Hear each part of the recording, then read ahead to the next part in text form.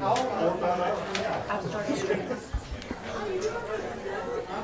here. Come on, Whitney. Commissioner Bone. Please. I mean, you made it here on time today. Yep. Let's keep it going. Keep up the good work, Commissioner. Get here on time. Yeah, go ahead. I'd like to welcome everybody to the March 18th meeting. It's 6:01. If I could get approval of the agenda this time. So move, Chairman. We get a second? Second. All in favor, aye? Aye. It's my great honor tonight, and I'm gonna brag on this young man. Every Tuesday morning at 6:30 at Dairy Queen, they have a men's breakfast. It starts at 6:30 to 7:30, and it generally has a different preacher or speaker there.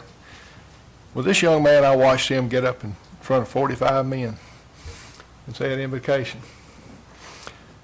Eli Altamirano, is that correct? Good or bad? Yeah. Did I do it right? Say it right. He was excited. You got it right. All right. He turned around. He is 8 years old. Tony and Bobby is his name. He's going to open it up with an invocation and pledge tonight. And then afterward, we're going to let him tell us a little bit about, he's got a channel you said you're doing. All right. Well, come forward. I'll sit up here with you. We'll get this microphone where you can hear it.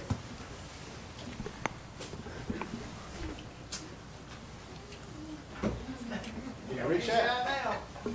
All right. When you're ready, you can do the invocation. You ready? Oh, wait, we got. The prayer. Go ahead. We You gotta wanna do the stand. prayer? Okay. You do it. Everybody stand, please. Thank you, Lord, for this amazing day.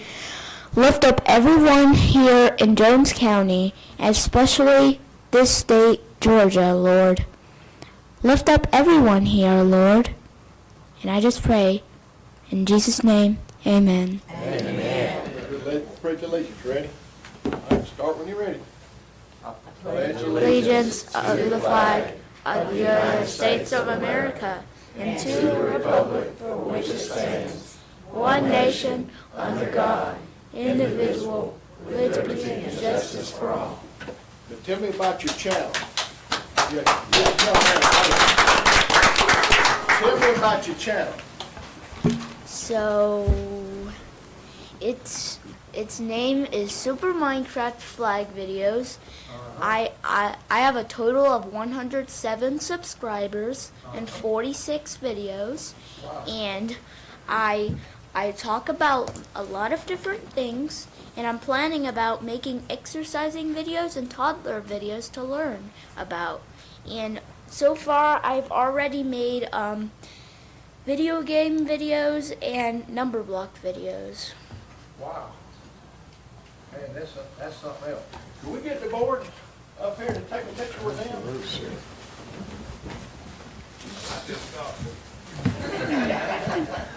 You got a little something. I know you don't like candy, do you? I do. Oh, yes, yes, sir. All right, all the board get around. Everybody in the picture?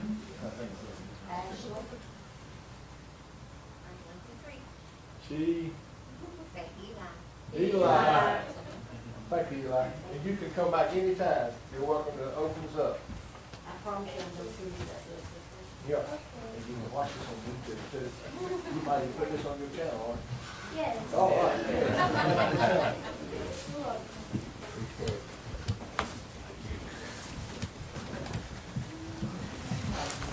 We got to get some of those. So what was the name of your station again? NASCO. I'm sorry, what was that? Those books that NASCO printed out about what we do. Super Minecraft 5. Thank you. All right. Thank you again, Eli. All one word. All right, if we can move on to consent agenda and approval of minutes, we had a work session on March 4th, along with the first Tuesday, March 4th, and the executive session. If y'all had opportunity to review the minutes, I'll entertain a motion. Motion to approve, Chairman. We have a motion to second. Second. Any discussion? If none, all in favor, aye? Aye. Ayes have it. All right, Mr. Risner, we got a budget amendment, FY '24, we need to talk about. Yes, sir. So this is something we do every year. One of the quirks of governmental accounting is that they want you to come back after the close of the fiscal year and amend your budget to reflect what the actual expenditures were. And so what we're coming to you tonight to ask for is that you amend the FY '24 budget that's already ended to comply with the actuals. Any questions for Mr. Risner? I promise it's the real thing. So we need a motion to amend the budget? Motion to amend the budget, Chairman, as in other years, to reconcile with FY '24. We have a motion, we have a second. Second. Second, any discussion? All in favor, aye? Aye. Ayes have it, thank you. Audit presentation. Mr. Irvin?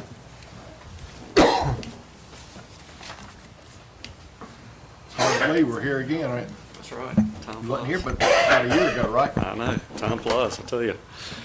All right. Well, good evening, everyone. Hope you all are doing well. Again, my name's David Irwin, and I'm with Malden Jenkins. I was the partner who once again oversaw this year's audit of the county's financial statements. And again, certainly appreciate the opportunity to be here with you all this evening to present to you the results of this year's audit.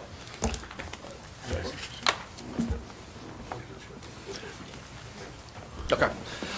I won't take up too much of your time, but again, the purpose of this evening's presentation is to provide you all an overview of our independent auditor's report, talk about the two compliance reports that we issue in conjunction with the audit, hit a few of the financial statement highlights, discuss some information that the auditing standards requires that we communicate to you all, and then last but not least, to answer any questions that you all may have.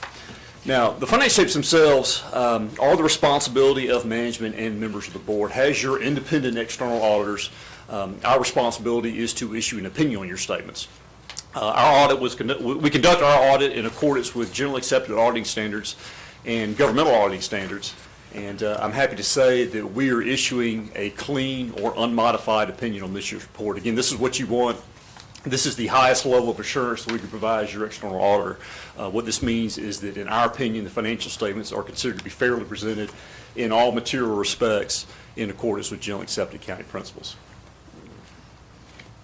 Again, as I mentioned, as part of the audit, there are two compliance reports that we also issue. The first of which is the single audit report. Again, a single audit is a compliance report, a compliance audit, that is required when an entity has over $750,000 of federal expenditures during the year. The county had around $4.8 million of federal expenditures in FY '24. And this resulted in us having to perform a single audit on your COVID-19 funds. As was the case with the financial audit, we are issuing a clean or unmodified opinion on the single audit as well. The second compliance report is the Yellow report. Again, this is a report on the county's internal controls and your compliance with various laws and regulations. And I'm happy to say that we do not have any audit findings to report to you all this year, meaning we noted no material weaknesses or significant deficiencies in the county's internal controls during our audit.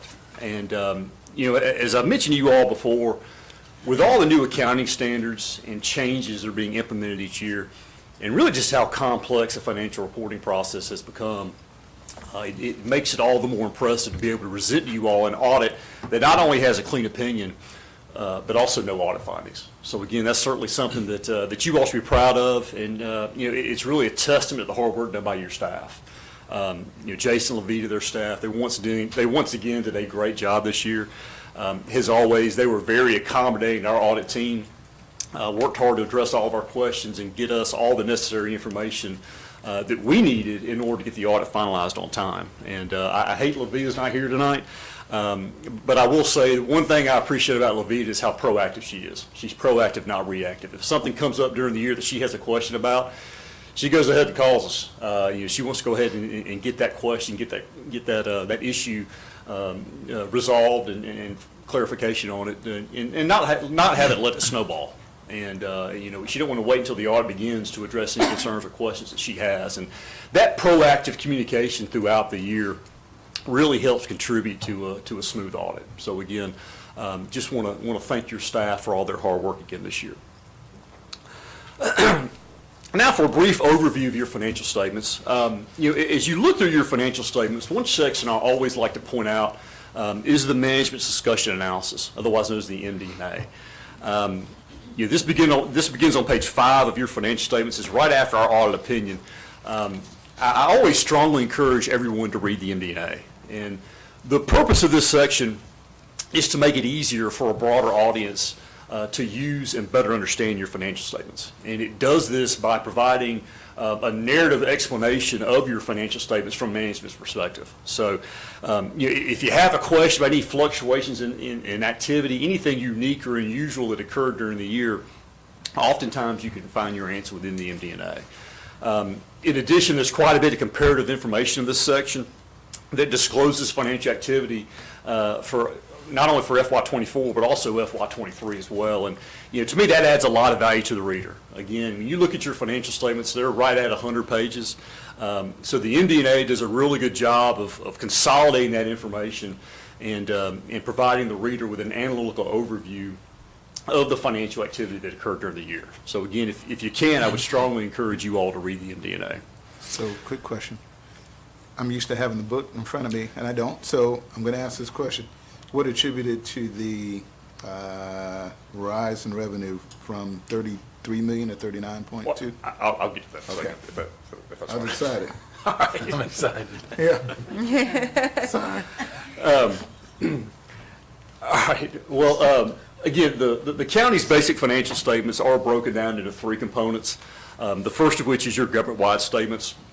Again, the government-wide statements, they provide a broad view of the county's operations, similar to what you would see in a private sector business.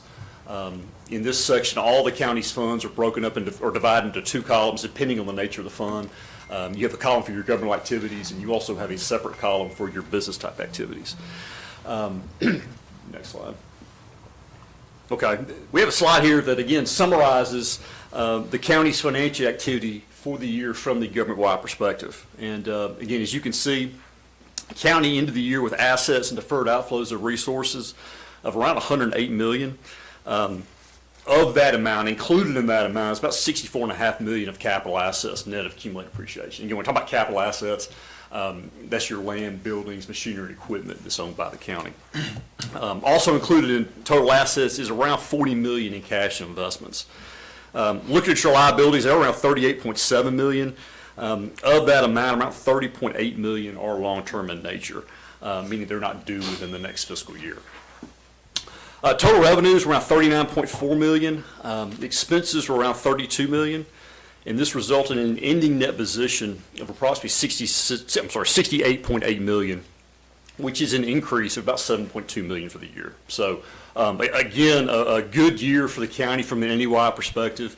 You had about revenues increased by about $6.4 million. You had an increase in expenses as well, but it was only about $3.8 million. So again, that resulted in about a 12% increase in your net position for the year. So again, the county overall has a really good, strong balance sheet and is in good shape financially.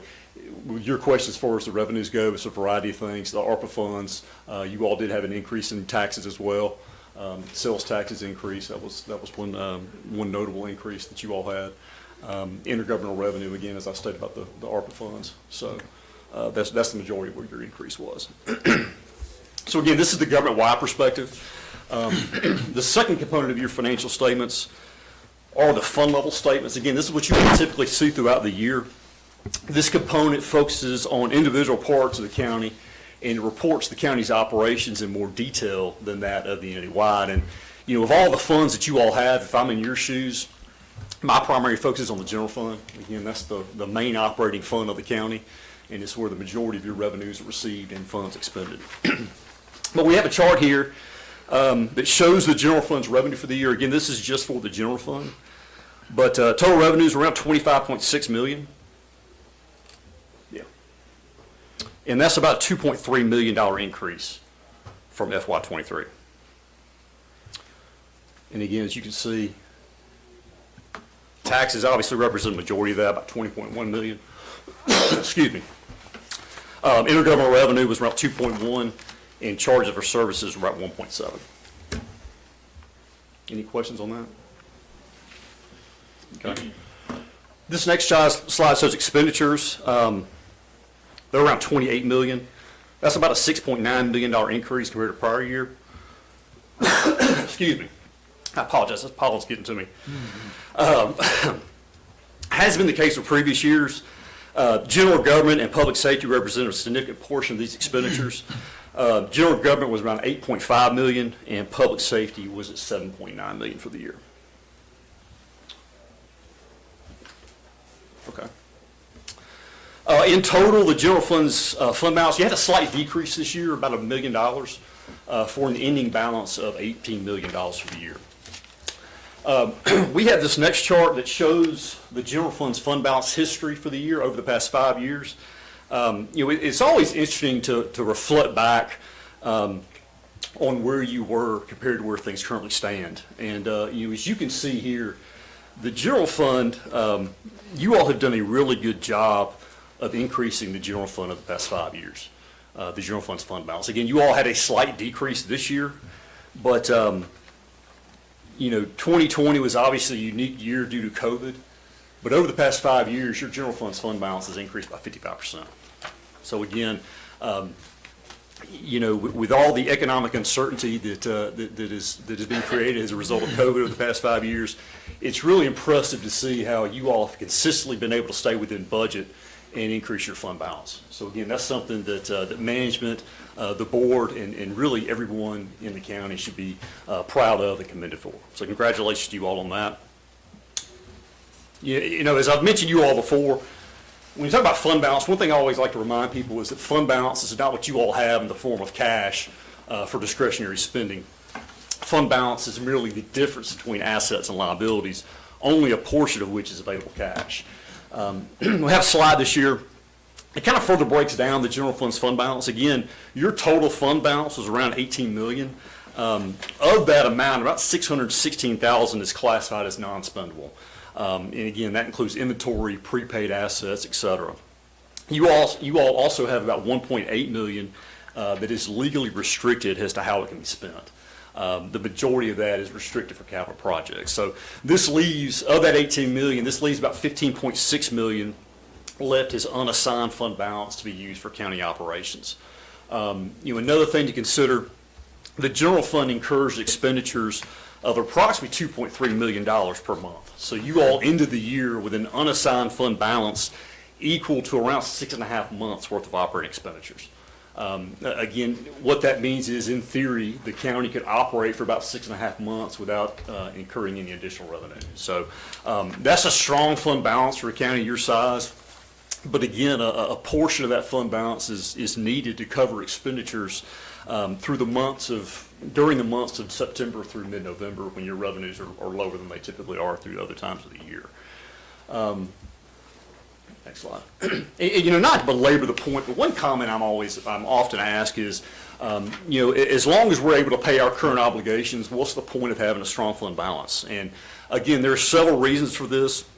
One of which I just mentioned. Property taxes represent a significant revenue item for you all, and it's cyclical in nature. Property taxes isn't something that you're getting equally, you're receiving equally over a 12-month period. So, a strong fund balance provides you the cash flows necessary to cover expenditures during the months when revenues are lower than they are during other times of the year, which again for you all would be September through mid to late November.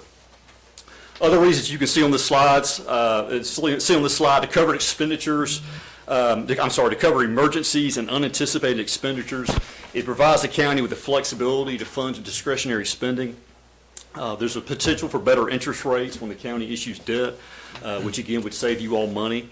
And last but certainly not least, it's definitely important in uncertain economic times. And again, we've all seen that, right?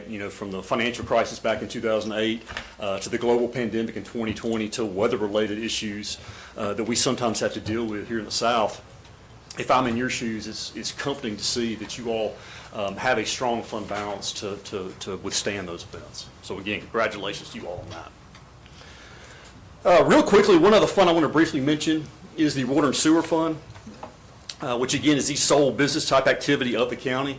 Again, enterprise funds are used to account for operations in a manner similar to that of a private sector business. The goal of these funds, or the goal of this fund, is to be self-sufficient, to generate sufficient operating revenues to cover your operating expenses. And, you know, I have a slide here that shows the 5-year history of the water sewer fund.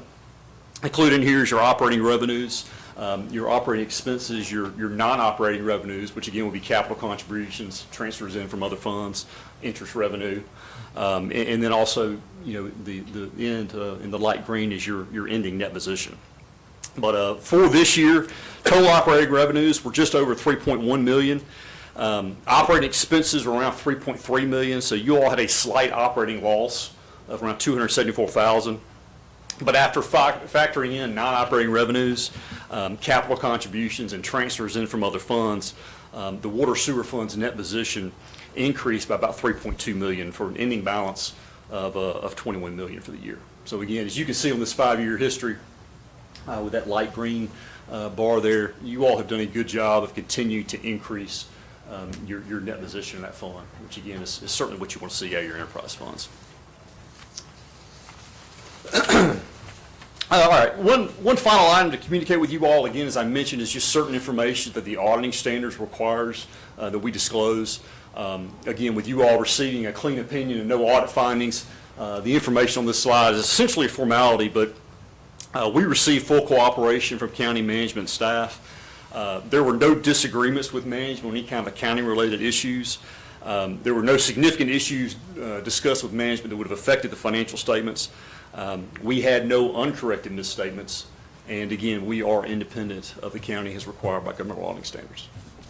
And with that, unless anybody has any questions, that concludes my presentation. Again, what I try to do is just hit the highlights, what I think is most important to you all. If you have any questions at this time, I'll be happy to address those. But again, just want to thank your staff for all their hard work again this year, and we appreciate the opportunity to be of service to you all, and look forward to working in the future. Any questions from the board? As always, we thank you for another great audit, keeping us straight. Yeah, absolutely. Thank you. Thank you. All right, appreciate it. Chairman, if I could make a comment, no question for, but just a comment about our staff, and I know Levita's not here, but hopefully she'll watch it later, but we'd be remiss if we didn't say what a huge asset her department, and our department heads are, including Jason, Leslie, and Shannon, and all of them. I know what Levita does on a daily basis. I know what her staff does. I know what department heads do. And it's amazing. I don't know how many this year's. I know it's 13, 14 years in a row that we've got these clean audits like this. And that's just a testament to the forward thinking that he was talking about, how she's ahead of the game all the time with the department. And it takes building that team. It takes the team we have as department heads. I know we've asked them for 4 or 5 years to just hold tight, hold tight, hold tight. And I think we've talked about this in the past, how sometimes that sounds great, looks great, feels great to hold the budget and hold the budget, but every time we hold that budget, some department's not getting a piece of equipment that they probably need. Somehow our services are usually affected by that. And so we've talked about this before. Sometimes we have to look at that and see how well we're doing tightening our belt and how well we're doing with fund balance, and weigh that against how well we're serving the public, because we do have to look at that. And I like the way we do our budgets every year. We go line item by line item most years, and we look at what they've used in the past and then ask them to prioritize their needs and give us their top priorities. And I think that's a great way to do it. But again, just a shout out to all the department heads that hold the line and only ask for what they need. And when they ask for it, we usually oblige them because we know it's needed, not just wanted. So huge shout out to Levita. I hope she'll watch it and see, but we'll tell her again anyway. I'll tell her again. Yeah, she's probably watching. Now I'm gonna call her a little later on. I'm sure. I'm sure she's watching. Yeah, But, thank you to her. again, we're thinking, and like I said, every department head, you know, they look for ways to stop wasting money. That's a lot of this. I mean, government's always been noted to be wasteful spending, but I can honestly say that we got, like I said, a good team that looks for ways to save money and whatnot, and that's all the departments, and we appreciate you very much. Anything else? Thank you. See you next year. Be right around the corner again. All right, Ms. Carr, you on the 988 Suicide Prevention Lifeline? Yes, can we do our Toys for Tots? After you do it all, you got, I'm gonna hijack Go ahead. toys. you got hijack us. Come on, let's go. So, I'm Shayna Backus, obviously, just wanna come to you guys on behalf of Toys for Tots for Jones County and Operation Early Intervention that we operate that under. And just present you guys with a plaque, just to say this was our 8th year, this is our 8th campaign. Just a little bit about it. I mean, when we first started the first year, I think we did about 330 kids. For the last 6 years, we have also kind of taken on Baldwin County to get them up and running. I'm happy to report that this was our last year helping them. They did everything independent of themselves last year, and they'll have their own coordinator, but altogether we served 3,270 kids this year. So we definitely, our community always steps up, but we couldn't do it obviously if you guys didn't support that and allow us, to put the stuff out there and have the space. And Parks and Rec's always good about getting us tables and different things like that to sort. But you guys are always collecting toys for us, and just anything we ask, it's always yes, anything we can do. So want to give this to you guys? Do y'all want to get a picture? Yeah, I figured, hey, we got another group picture coming on. Let's go. Hey, I will say this, we need to help you find a larger location next year. Yes, again, while they're getting together, I'll put these out here.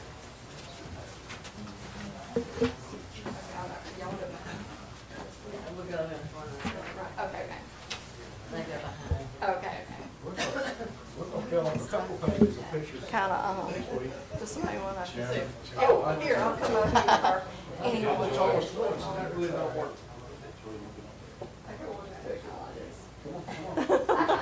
There we go.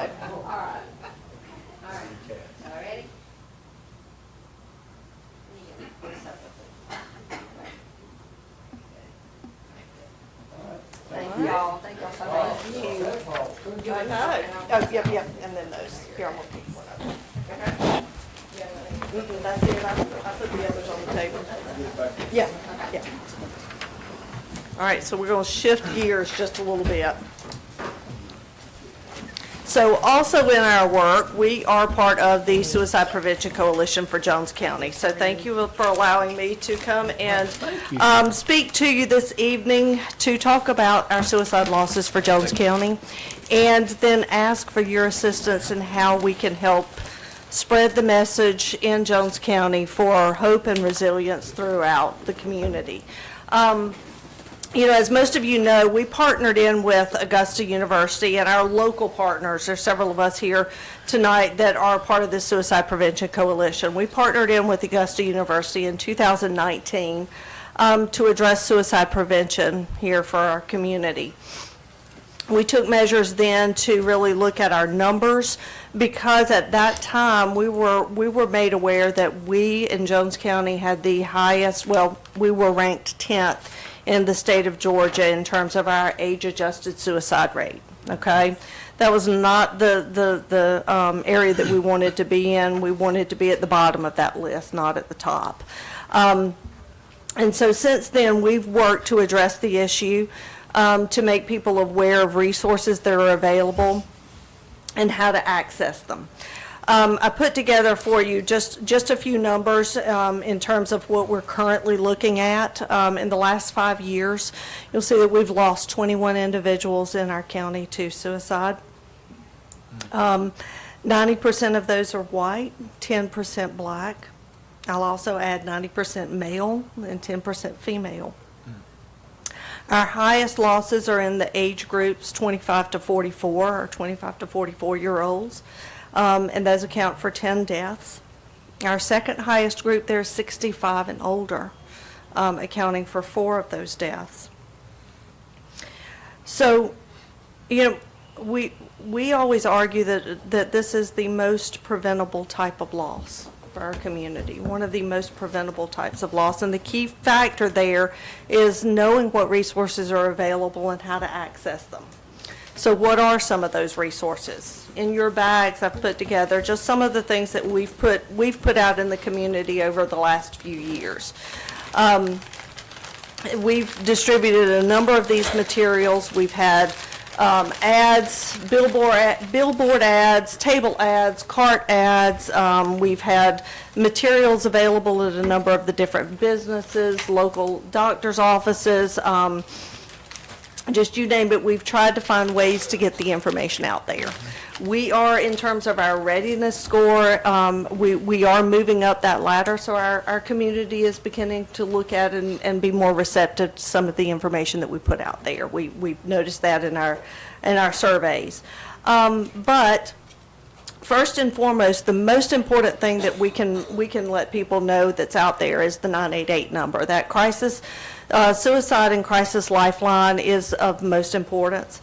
It's available 24/7, and by calling or texting that number, you're connected with a mental health professional who is equipped to support anyone experiencing suicidal ideations, a mental health crisis, or a substance use related crisis. Okay?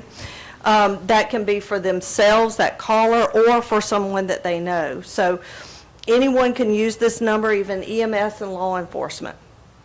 So 988 in Georgia connects you to the Georgia Crisis and Access Line, and that gives you access to a support team who can be dispatched out to your location and intervene in that crisis to offer resources up to the extent of a crisis stabilization or hospitalization if needed. Okay? Some of this information we even covered today with students at Gray Station Middle School. 988 was one of the resources that students were made aware of in a Hope Givers Live event that we did there today. This event was really about positive goal setting, self-affirmation and messaging, but also good emotional support health for students, and that was really the focus. We've done this event this year at Jones County High School, and we'll round out next month. Clifton Ridge will have the presentation as well. This then will be accompanied by curriculum that the schools can use to encourage a positive school climate and ultimately that well-being for students that really rounds them out into adulthood. Also, throughout the last 5 years, we've offered QPR, which is Question, Persuade, and Refer, gatekeeper training for various groups. We've worked with law enforcement, with EMS, with fire departments, with the school system, churches, civic groups. So we've covered a large number, and we've trained more than 500 gatekeepers. We also have a social media presence on Facebook, Instagram that our partners at Augusta manage for us, and they provide additional resources plus a link tree that has so much information there. We've got a quick resource guide, little trifold brochure that has a lot of the resource information in there. And then, like I say, all of our businesses have been just so receptive in putting this material out. Our Suicide Prevention Coalition does meet on the 4th Tuesday of each month at 10 o'clock in the community room there at the high school. It's an open meeting, so we encourage anyone to come. We'd love to have you join us. My ask to you all is, how can the county be involved? Can we put information on the website? Can it go out on a water bill? Is there something that we can put out there that will alert people? You know, when we first started this project, we actually did mailer cards similar to the 5 steps of hope there cards. We did those for all zip codes that touched Jones County. So that was somewhere in the neighborhood of about 40,000 mailers that we sent out. We have access to, funding for all of that through our partners with Augusta and with Department of Behavioral Health and Developmental Disabilities. So we're just asking, how can we just simply put out 988 information for all to see? Any ideas? I would be in support of putting it on the water bill and definitely on the website. Website, and all our Website. departmental websites and Right. our Facebook webpage. Okay. Share it out. Yep. Social media, we can share it definitely. Okay. And we've got several departments that are social media there, and they're all doing a good job with it too. We appreciate everything that you all We do. thank you. And, you know, if there's any other suggestions or information that, you know, you see that we need to be putting out there, please let us know. Yep. Okay? Thank you All very right. much. Thank y'all. Job well done. Thank you. Oh, let's see, update on tax assessor office. Mr. Allen?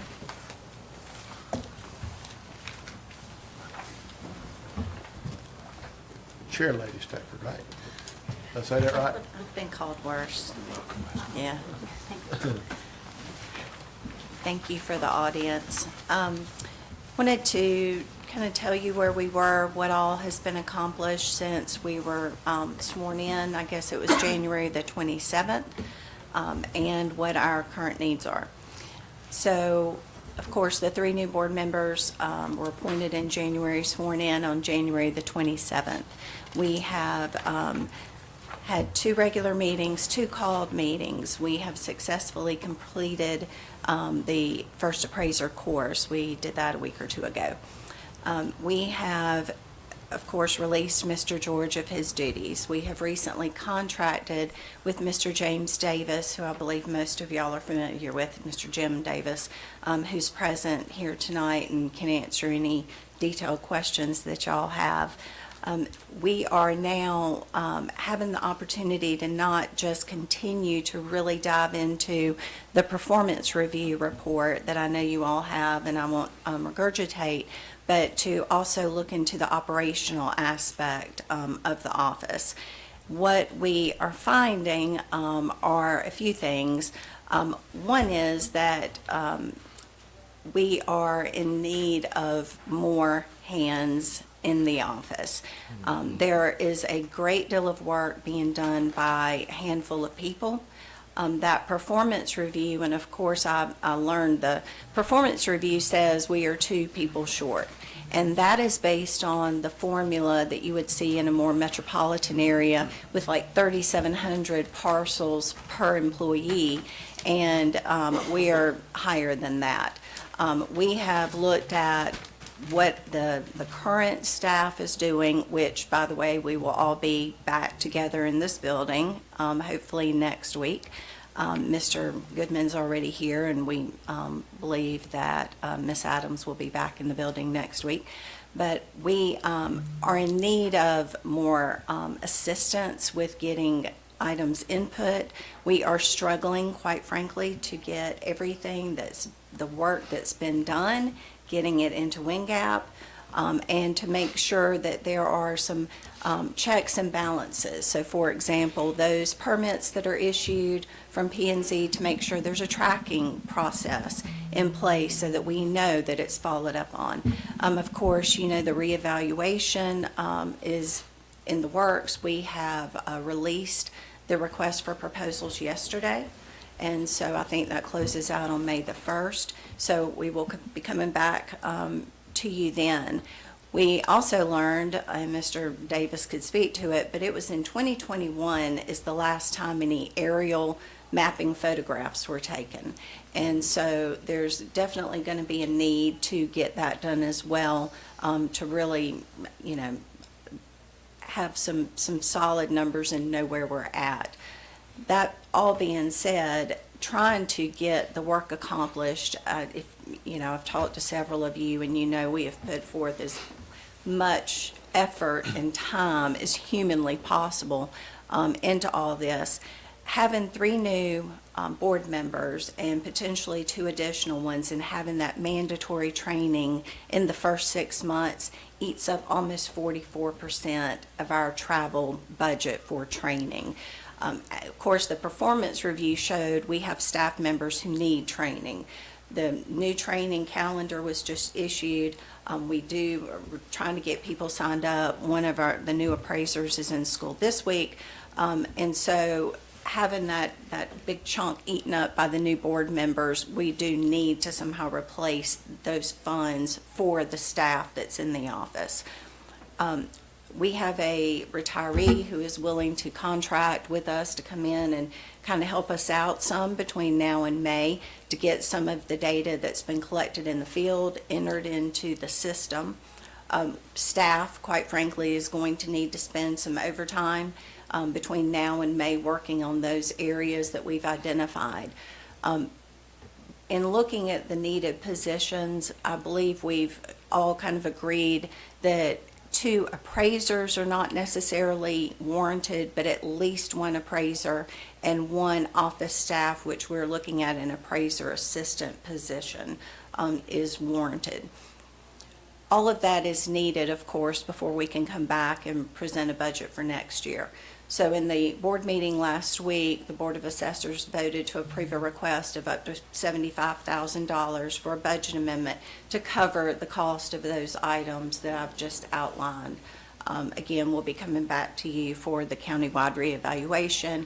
And if a aerial photography can be worked out, I believe there's some concerns. It's a little late now for that, given the leaves on the trees coming back in. But if Mr. Davis is able to work that out, we'll have to address that too.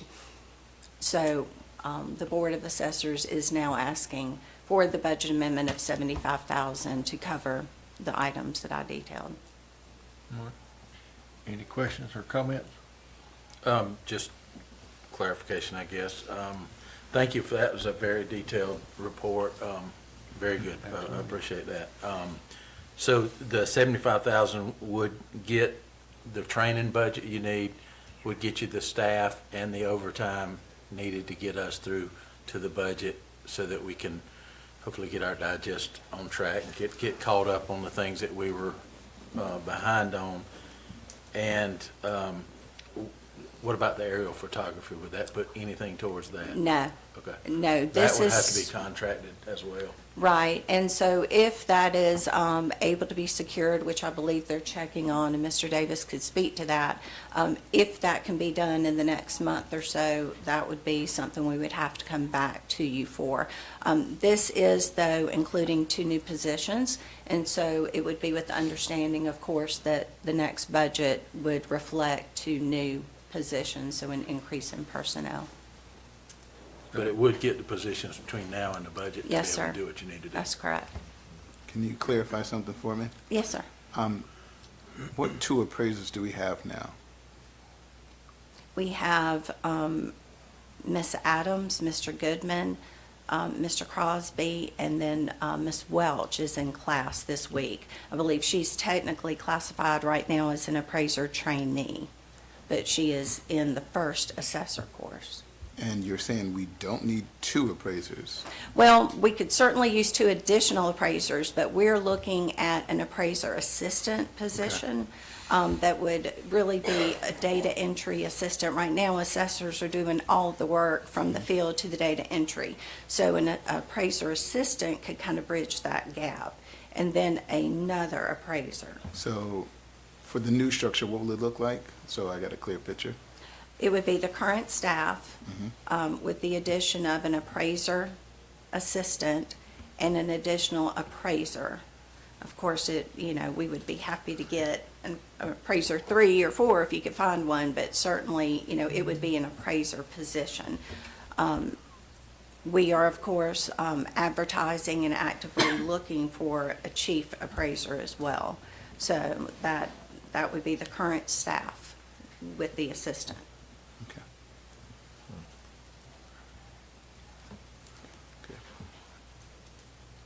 I'm just thinking, there's so much appraisal work, wouldn't it be I'm just thinking, wouldn't it be beneficial to have 2 new appraisers in there that could, So I think what you're saying though is Ms. Welch was a trainee. a trainee? And she will be an appraiser, and then another appraiser gives you the 5 Okay. that we were talking about we need. Okay. Right. But how long does it take to get to trainee to actual appraiser? I guess would be we talking couple years? Well, so Ms. Welch, if you recall, she was hired in May. She was scheduled at that time to go to school this week. And so she is just now going to that assessor class. There's an appraiser course. There's 2, I think, one in April, one in June. So we are hoping to get her in one of those courses. So hopefully in the next year, certainly 2 at the most, she would be certified. That's what I was wondering, you know, it's just a couple year long, or is it something that, you know? That's all I, you know, just thinking outside the box. Right, no, and I'm learning, of course, that these classes are, you know, beg and plead to get into and jump on the minute that they open up. But there are some classes open now, so we're planning to get her into those. Great. One of those. And if you had to, well, your preference is to have an appraiser 3 or 4, but through the hiring process, you don't know if you're going to really find one. Is that the concern? Well, so, of course, you know, there's this much that we're tackling, and I'm able to do this much in a day, so we're still kind of digging into the personnel. But what I'm basically learning is that we have different grades for the positions, and the salary is dependent on the certification. So I don't know that we need a 4. A 4 would be great, but I'm looking at an average and requesting this and kind of figuring up the money. Certainly didn't know I'd be coming behind Malden and Jenkins, or I maybe would have asked for 3 positions, but, you know, so it's hard to answer that, and Mr. Davis can answer it because it's not my expertise to call it, but I know what we'd like to do is, maybe reassign some of those duties. There's some people that's handling an awful lot of specific duties that we could spread out to assign different appraisers very specific duties. Right. If I was going to do a budget amendment, I'd like to allocate for the higher end, so we don't have to come back. We'd rather you get what you need, and if it falls into that parameters, then so be it. I need 2 4s. 2 4s. Gotcha. Mr. Chairman, members of the commission, I'm not trying to usurp our chairwoman, but the question about the appraiser 3s and 4s and staff, one of the issues that the performance review highlighted, in addition to the shortage of appraisal staff, specifically they said we need to have a particular appraiser that does personal property. Right now, that job is being done by one appraiser who's also doing conservation use and deeds and 4 or 5 other duties. So I think that's the reasoning behind the performance review saying we need to have one particular person, because it's a specialty. It's not the same as doing land and buildings, doing equipment and inventories and things like that. So one of those positions has been my recommendation to the chairman of our new board, that one of those appraisers would be a personal property specialist. Well, to get somebody who has that experience, probably need to be an appraiser 3. And if we get a 4, but it all relates to money. I mean, I hate to say it relates to salary, because if they're making $50,000 in another county, they're not going to leave for less money. They're going to go to a smaller jurisdiction unless it's an increase. Because that is a specialty on the personal property. So we'd like to target one of those appraisers, the new appraisers. But that would leave the person that's now doing personal property and other things to do her regular job without being more or less overloaded. So that's kind of the story behind the possibility of a 3 or a 4. Now, 4 would mean they probably have 10 to 15 years experience. They also would be qualified to maybe be a chief appraiser if they're an appraiser 4 with years of experience. So, but we'd all like to have a room full of appraiser 4s if we could afford them. But then it's a budget item there too. So I wanted to mention that about the personal property specialist as being that one of the appraisers, hopefully. So assuming we can find the person with the experience, probably another county, probably, because we're not going to train somebody except over a period of 3 or 4 years to be a specialist in that particular field. And I would like to mention about the aerial photography, the person I've begun to make some contacts with people I've known, because I've been doing this, as some of y'all know, a long time, about the status of our photography. Because one of the other things that the performance review recommended, almost said we need to have, is what's called a change analysis done. Change analysis means you got a flight from 2021 and one in 2025. Well, there's 1,000 acres of timber been cut. We didn't know it. Well, there's 5 new houses in a subdivision that are there now that wasn't there in 2021 and not on the tax digest. So the whole idea of change analysis is to make sure that what's on your tax digest reflects what's on the ground January 1st of '25. Now, we could have 100 appraisers and they can't ride behind every gate, every piece of land to see that everything that's on the earth is on the digest. And that's our ultimate goal, to make sure that everything is paying their fair share because they're on the tax digest like everybody else. So that's the thing about the aerial photography. And clearly, if we had it done already, I'd love it. We could do a comparison 21 to today. It hadn't been done. The leaves are starting to come on, so clearly it's a short-term need. If we can't get it done this year, we got to put it off and do it for '26. Well, '26 is when we're talking about having the revaluation come in, take effect. I'd love to have anything that change detection discovers to be a part of what the revaluation does too. So we have it all in one egg basket. So either way, if we can't get it done this year, to be included in what the revaluation encompasses, then we still need to have it done in '26, and we could put into effect what that discovers as well. Just out of curiosity, in your experience, do you have or know of any companies that could come out and do it as rapidly as we might need it?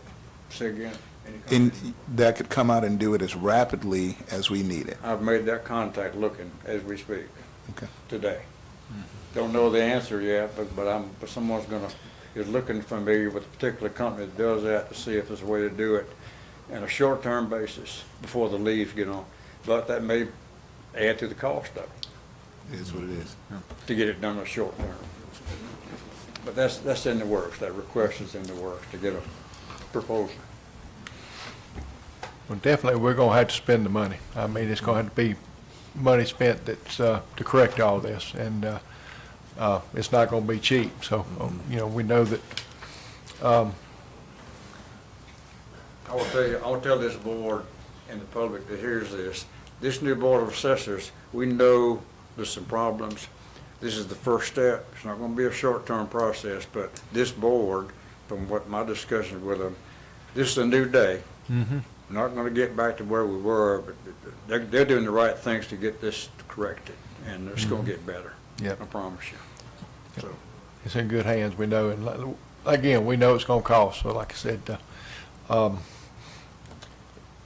what we've lost already is a drop in the bucket compared to what it's gonna cost us to fix it, so.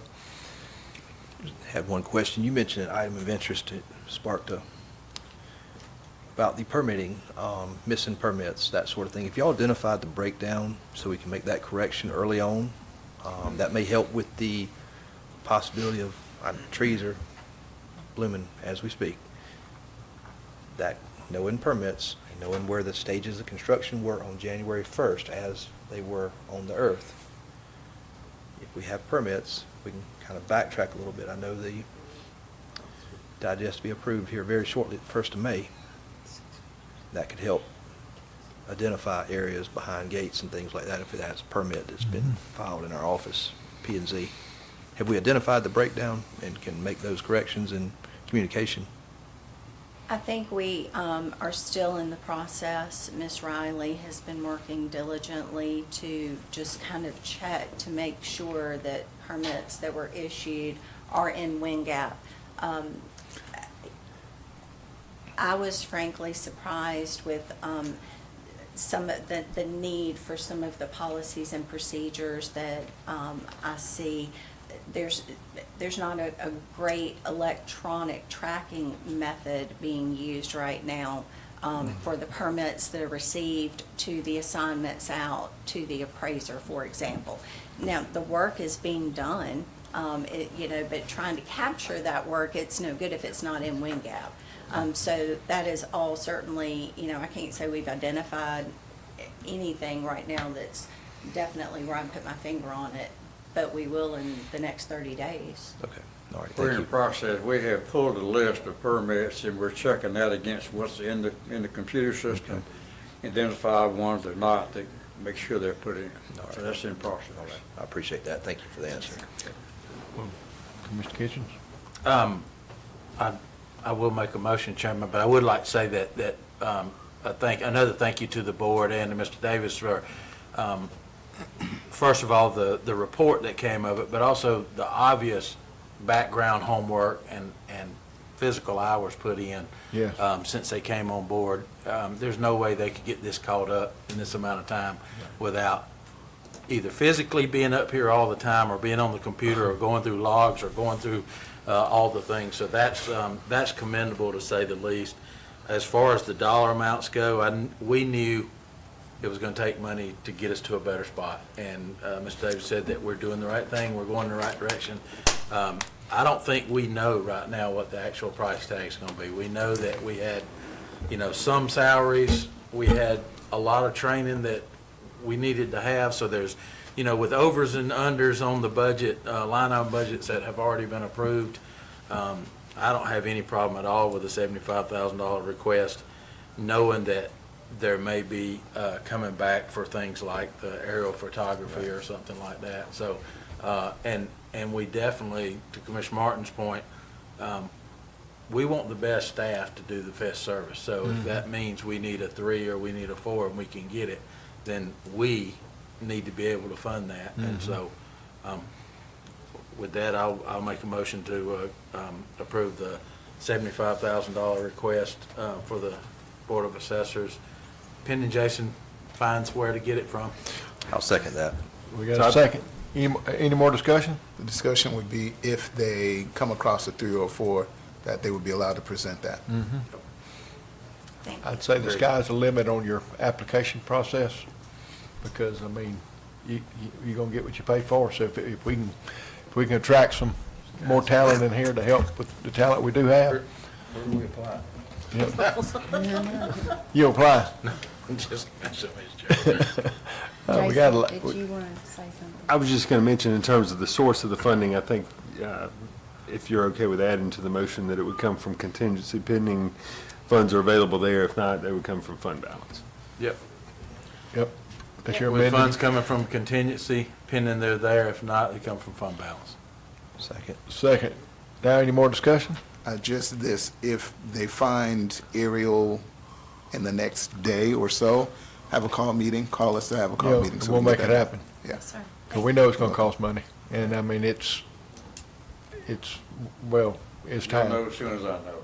Fantastic. Thank you. Hopefully tomorrow, but I don't know if it'll be that quick, but soon. Any more discussion? All in favor, aye? Aye. Heard all ayes. Thank y'all. Thank you. Thank y'all very Thank you. much. Thank you very, very much.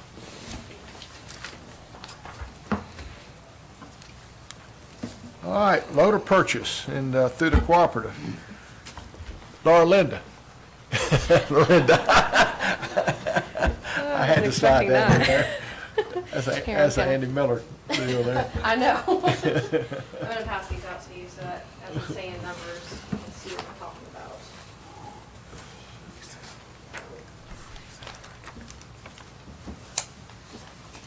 Thank you. What did I miss?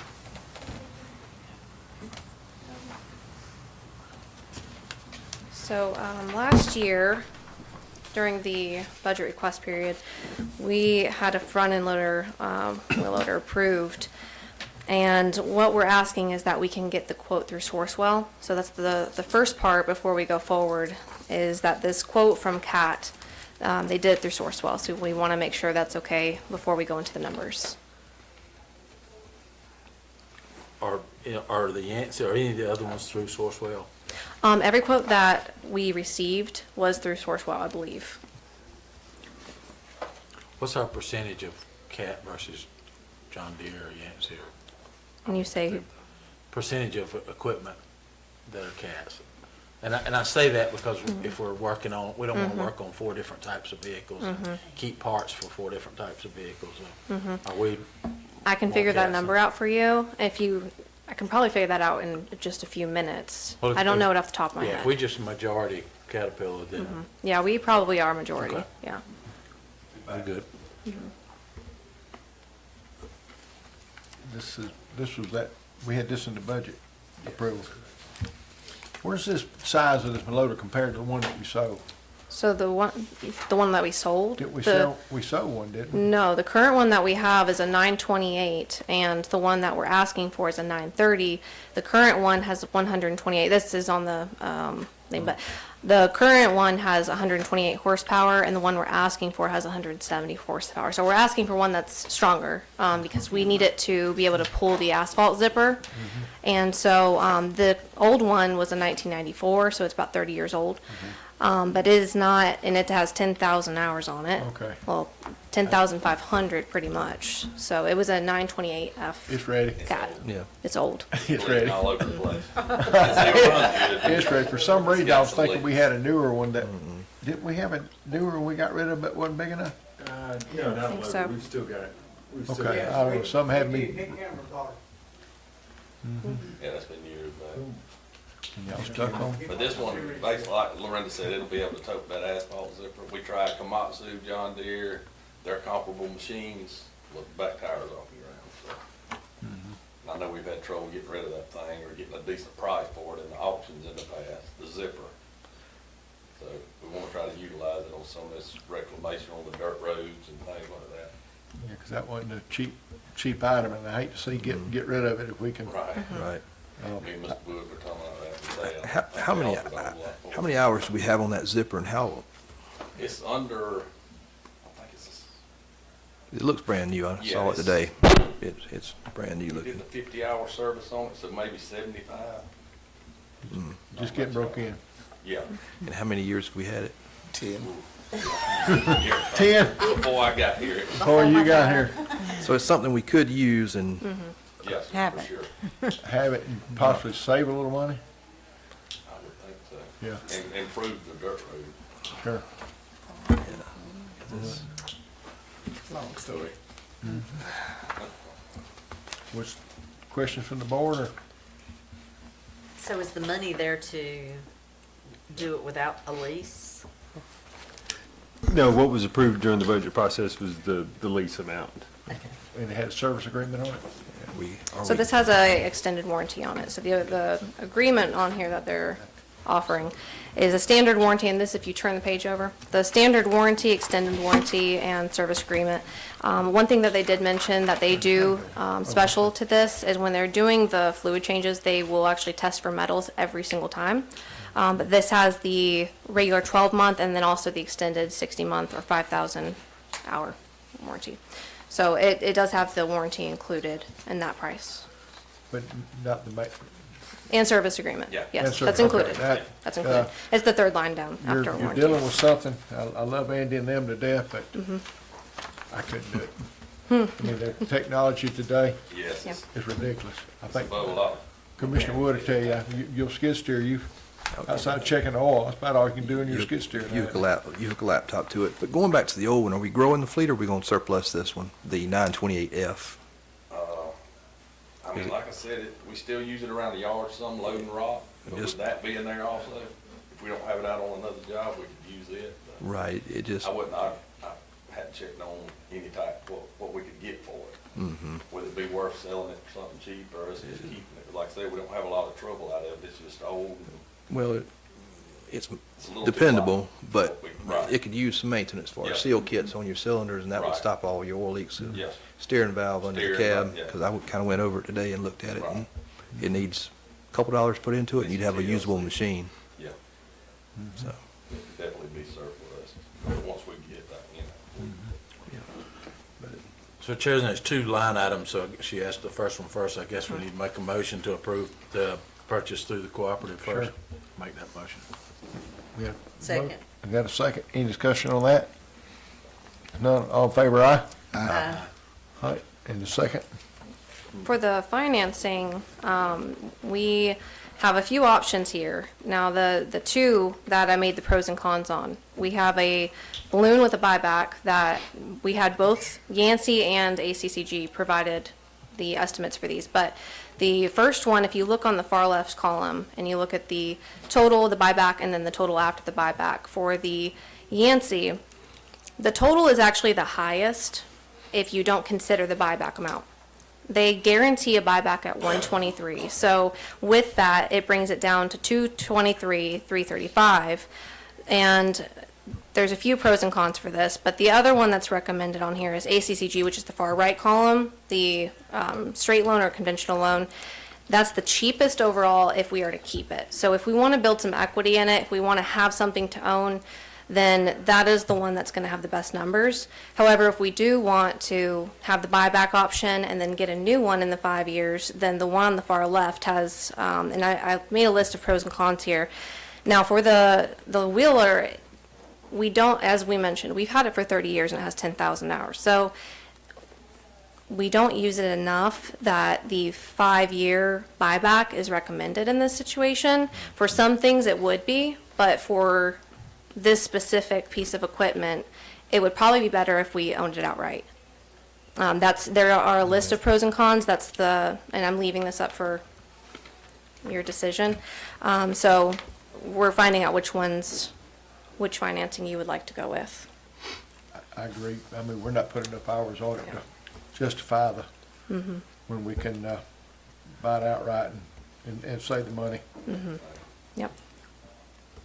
This is also, it's going to save, right now we're putting a lot of wear and tear on the track hoe, so this is also, it's going to help with the other equipment as well. So we won't use it as much as the track hoe, but we still should be able to get, just like this one got 30, we may not get 30 out of it again, but if we can get 15, maybe even 20 years, then owning it outright is going to be the better option of the two. Which route does the board want to go? Conventional, buy it out, right? Which would be? the last option? ACCG is the last option. Yep. All right, is that your motion?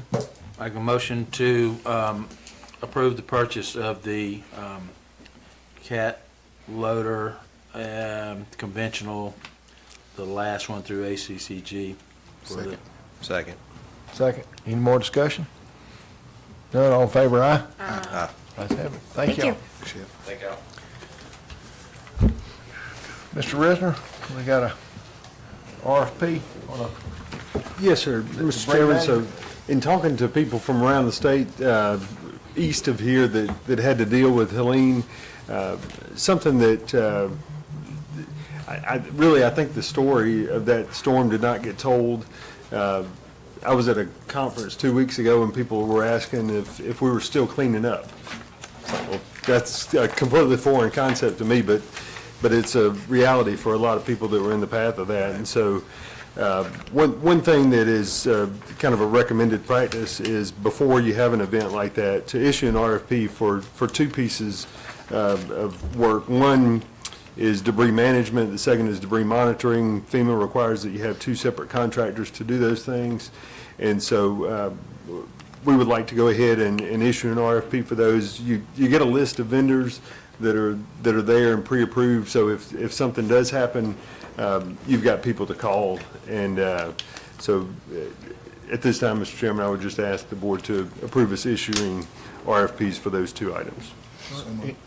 we got a motion, we have a second? Second. Second. Discussion?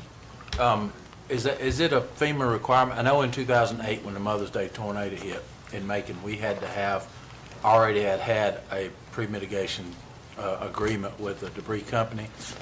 And but the biggest thing, even from that, the biggest thing is when something happens, it's going to happen to a lot of people.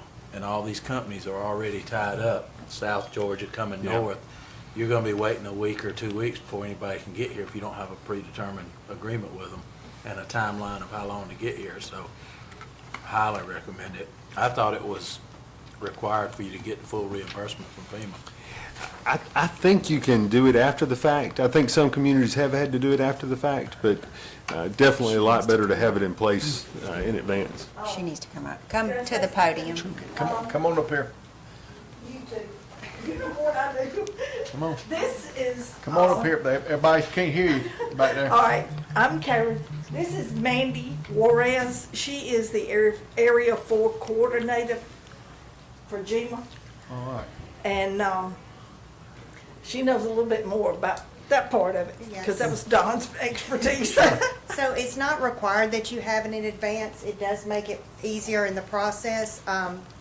As with Helene, there, because it was such a large area, even if they had the RFPs and they had the vendors in place, they were still getting put on the back burner. So what the state did was we trained the Guard to go out, and they served as the debris monitors and help fill some of that gap. So it certainly helps, but that's not necessarily gonna mean that they're gonna be able to come to you either way. But certainly helps to go get that done up front. Yeah. Did we put a response time in the RFP? We can, we haven't developed it yet. Yeah. I just wanted to get the 'Cause I know okay that's before what we. we did, and being required them Yeah. 72 hours to respond. Yeah. Yeah, I mean, no good to have a Right. predetermined without it, if they're not gonna show up when you call them. That's right. Any more discussion? All in favor, aye? Aye. Ayes have it, thank you. What department head? You want to start? You were doing a good job, you should have stayed up here. Come on. Well, as right now. Ms. Karen, we've come already up here to the started- mic. Oh, People I are get- watching at home and they can't hear you back there. Oh, And especially on the YouTube. Oh, okay. All right, I want to say thank you to all of you for letting me be the EMA director. It's something I thoroughly enjoy. Right. So, but so far, we're working on hazard, and Jason is, when I come up with an idea, I bounce it. And then he bounces too, so we're trying to get it all together. And I will tell y'all, I saw Don over the weekend. He came to the house. He said, tell all of you hello. All right. And he's enjoying fishing. That he is. Yeah, good deal, thank you. Public Works. Y'all got anything, either one of you? Y'all good? Water Department? y'all. Oh, I wanted, Come on. did want to thank y'all for getting the holiday pay thing straightened out. I mean, that really helped morale around our department anyway. I mean, Sure. we sure appreciate that. Well, we vowed to take care of It's our a little employees. easier to get people to Right, stay now, yep, but yeah, I appreciate that. thank you. We got anything with water? Money, right? You just need more money. Everything good? I'm missing anybody? Jason? I don't think I have Well, this is quick. Either one of you ladies here? Nothing? You don't? All right, rolled her eyes at you. citizen comments. I had a young lady sign in up here. Come forward. Introduce yourself. And I'm glad to see you back. We enjoyed it. Thank you. And as I introduce myself, if you'll take one of those, please. For those that do not know me or recognize me, I am Pearl Solomon. Thank you. I am Pearl Solomon, a resident of Jones County, Georgia. I've lived on Ruby Drive for, I counted it up again, 56 years. I was saying 55, 56 years. And I hope to continue to live and die in that residence. As I mentioned before, when I was here, we were having problems with septic tanks. And it was a problem that was created when the houses were built. But it is an issue for us now and has been over the years, and that's why I wrote the letter. I do not expect you to get the money to fix this issue from your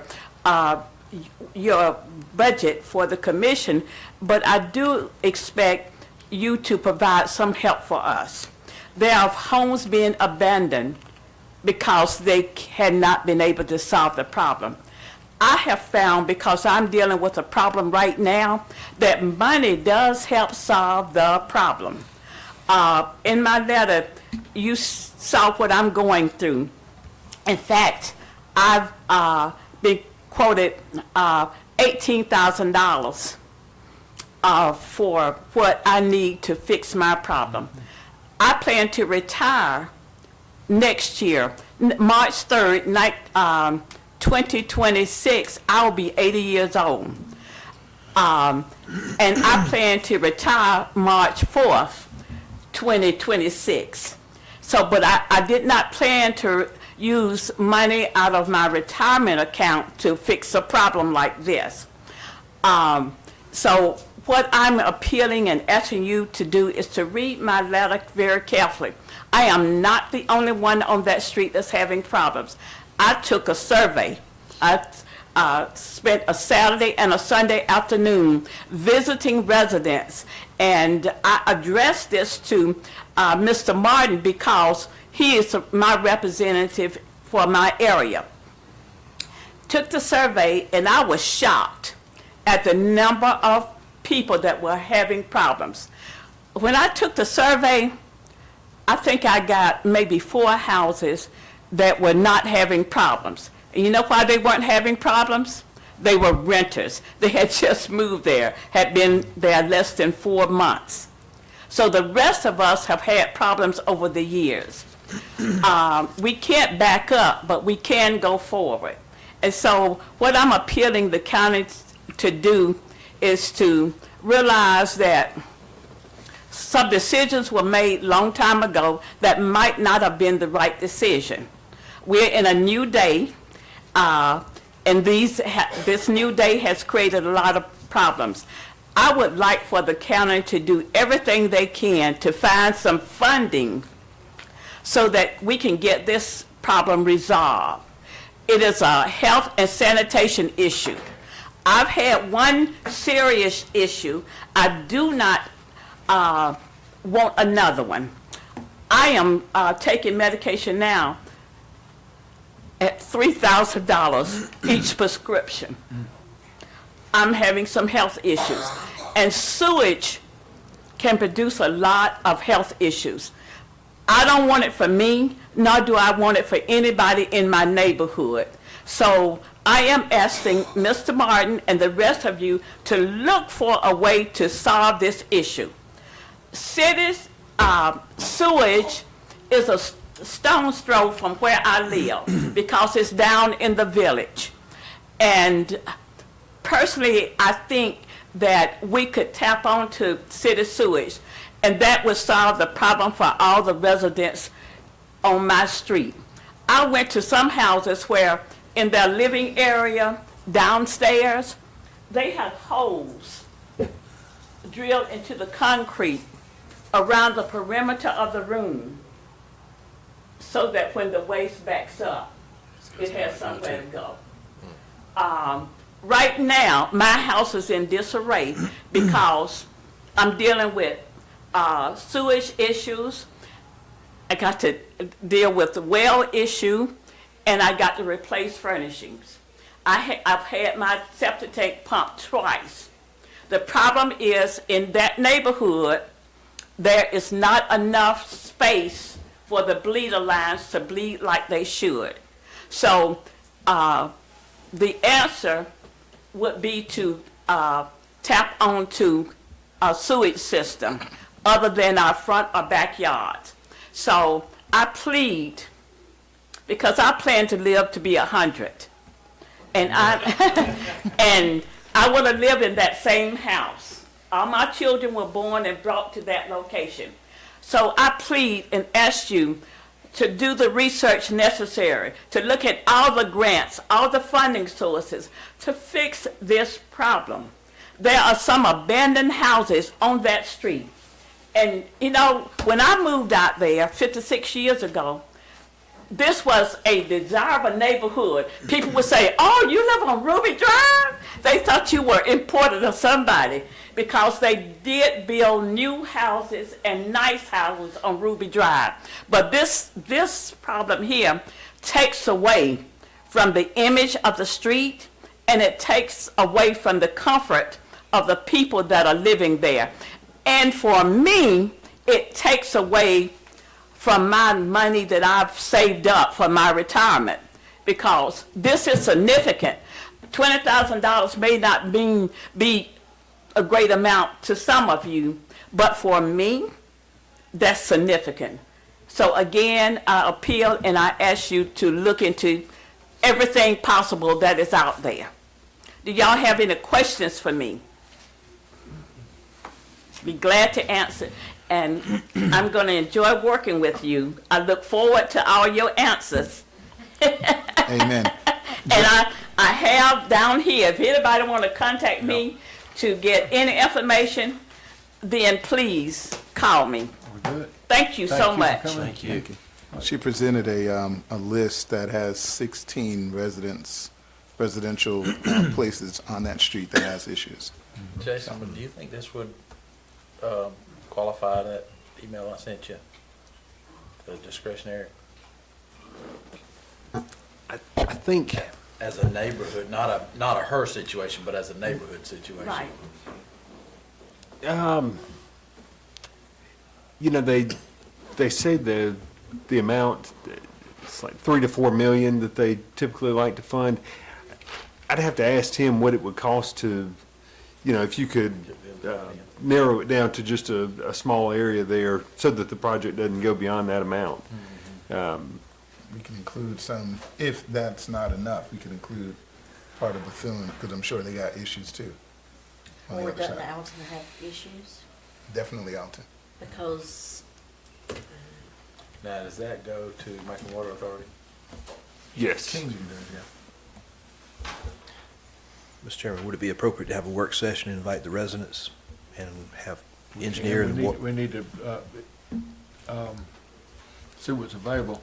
Right. Yeah, 'cause Jason, and then, it's a state and federal grant type Maybe funding source, because see what's available and then maybe have a work session Yeah, and we'll do, like I said, Because we'll we legally see what's couldn't do available anything. and then That's get with right. y'all. locally.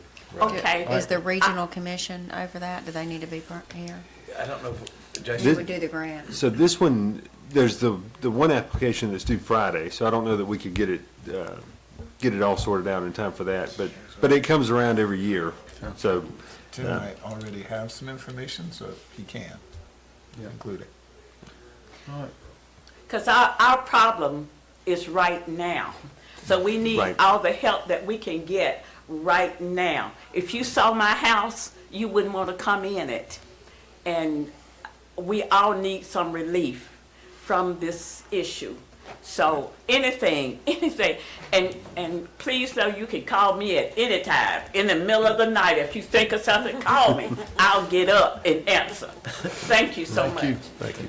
And just one last note on that source of funding, the congressionally directed spending, it is a long time frame. It's federal money that has to flow down through federal agencies and state agencies. So in a situation like you have where you have an urgent need, a lot of times it takes longer than we would all like for it to work through all those channels. So just wanted to temper expectations on that and let everybody know if we were able to get that type of funding, it wouldn't happen quickly. Right, and I know that. I know it takes a while, but I don't want anybody to live like I'm living. I want it corrected for the people that, if I don't live to be 100, that get my house, I want it to be clean and safe. And I want all the other residents to have the same situation. And again, thank you for listening. Thank you. Thank you. All right. Any other citizens tonight want to come forward? Yeah. Commissioner Kitchen, you want to start off commissioner comment? oh, let's see. Thank you to all the department heads, to the departments, to the staff, teammates, everybody that make us look good, make our job easier. Thank y'all. And to anybody listening, sign up for the community-wide cleanup, March the 30th for Wendy's team, March 29th for everybody else on Saturday. And y'all come on out, clean up. Tell it whenever you drop your bags off at the weigh-in, just tell them you're District 1. 3.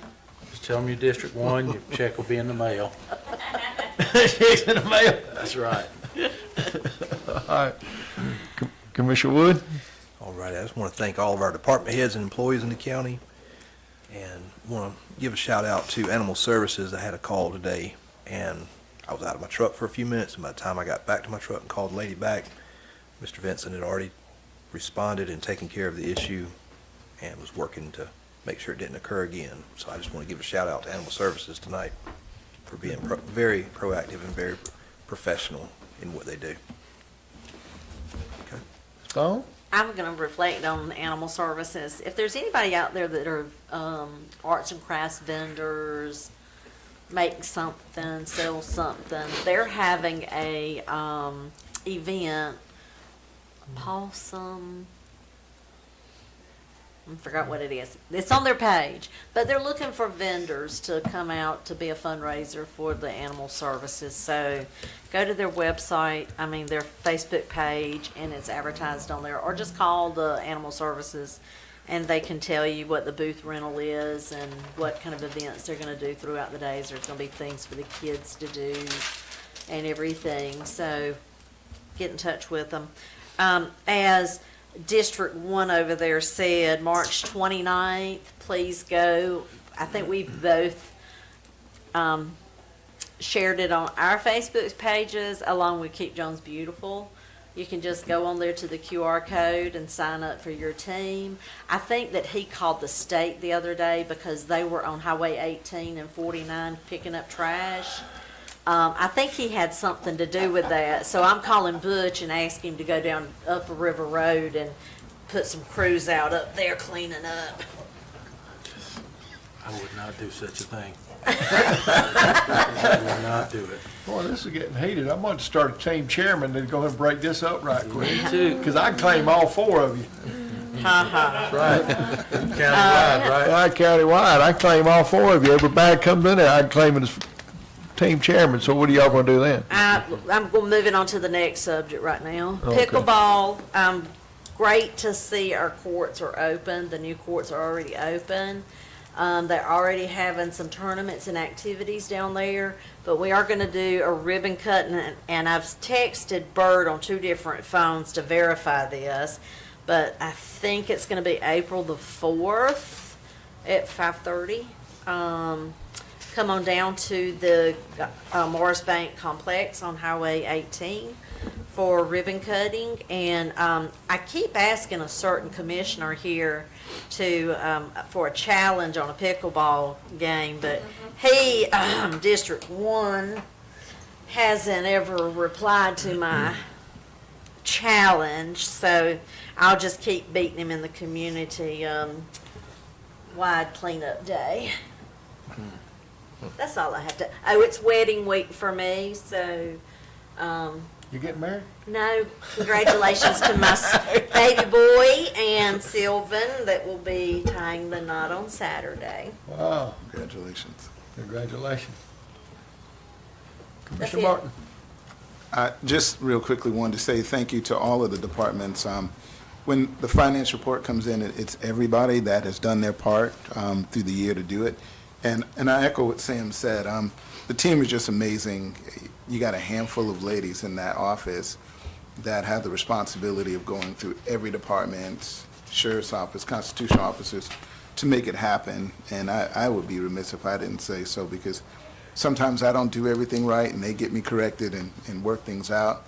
We had a little issue when we went to Atlanta, and they couldn't work out the taxes, and the checks were right, but they were wrong, and she straightened them out, so I appreciate her for that. She sure did. Ms. Solomon, I thank you for bringing up an issue, and I hate that it's happening to you, but we're going to try and help you find a solution. I thank Sam for bringing forth a solution. We might not always know as an individual, but as a group, I think we have a good ability to find solutions that can help everybody. So thank you, Sam, for that. And I know Brandon is working something in his brain to help find a solution as well. And thank you. Yeah, I know it's money. But we're working on it. And if you had been at the work session a little earlier, we were talking about some issues, and I think that may help catapult that area to a higher point on it. I can't promise you anything. I just know we have to do it. And, you know, the tax situation, I'm happy that they're getting resolved. I know that there are steps that we need to take. And to the citizens, to the shock of us, that the chairman said, you know, sky's the limit. There is a limit. I think that we have to rein in, but I think what he said was that we're going to do everything in our power to make sure that it happens and we do it right, because all of the concerns will be addressed as they come up. And just know that we're going to do our due diligence there. And lastly, the track team is having phenomenal success. I'm not coaching this year because I'm just focused on cycling, but I want you to know that the pups are out there representing us across the state and doing a fantastic job. They still have me in the group meet, and the kids are just amazing, and the coaching staff is phenomenal. So just continue to support them and the rest of our teams in our community. Thank you. All right, if there's nothing else, I need a motion to adjourn and go into executive session for personnel and litigation. So Make- moved. Sorry. Who's got, Second. second? All in favor, aye? Aye. Oh, he beat you to it. So moved. It worked.